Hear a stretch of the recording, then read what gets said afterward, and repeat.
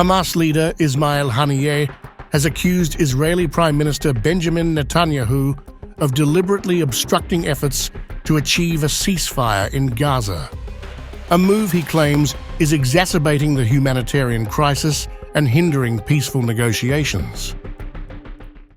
We recently announced our acceptance of the proposal presented to us by our brothers in Egypt and Qatar, which was known to and followed by the American administration. However, the occupation responded to the proposal by occupying the Rafah crossing, launching aggression on Rafah, and entering the Jabalia camp and the Al-Zaytoun neighborhood in Gaza. They also introduced amendments to the proposal that put the negotiations at a dead end.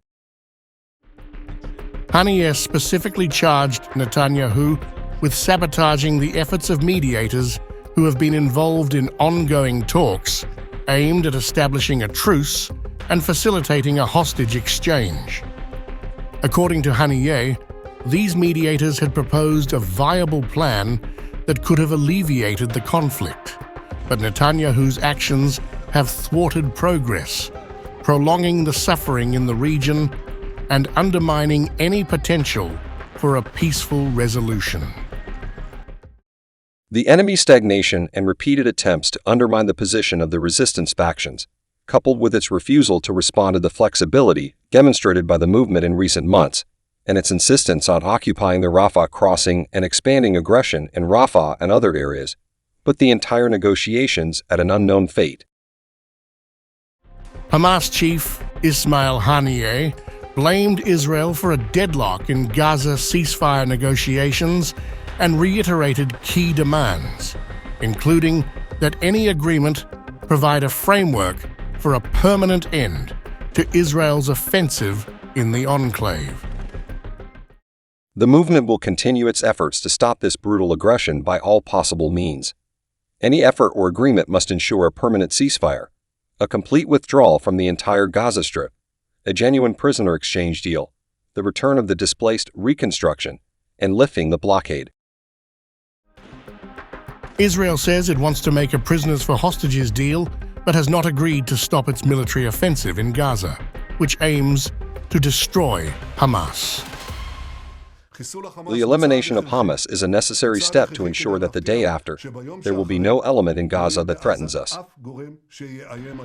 Israeli Prime Minister Benjamin Netanyahu stated on Wednesday that a post-war plan for Gaza cannot be prepared until Hamas is defeated militarily. Until it is clear that Hamas does not control Gaza militarily, no party will be willing to take over the civilian management of Gaza for fear of its safety. Therefore, the talk about the day after, when Hamas remains intact, will remain just talk, empty of content. Contrary to what is claimed, for months we have been engaged in various attempts to bring a solution to this complex problem. Some of the attempts are hidden from view, and that's a good thing. This is part of the war goals we defined.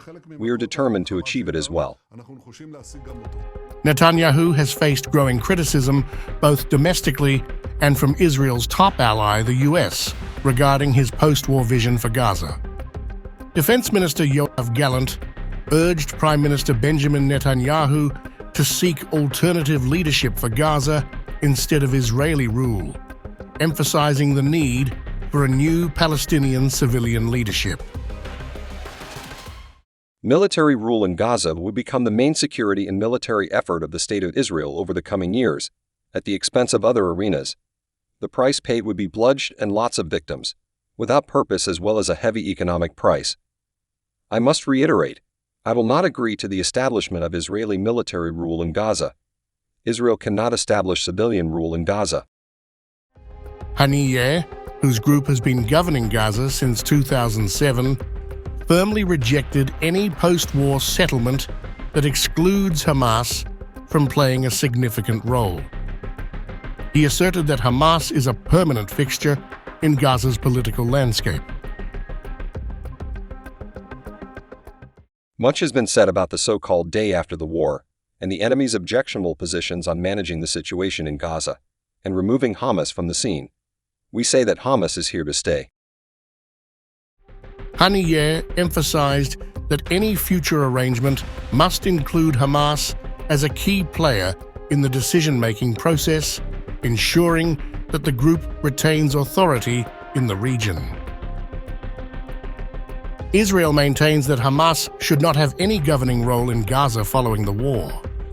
Meanwhile, its ally, the United States, advocates for the reunification of Gaza and the West Bank under the leadership of the Palestinian Authority.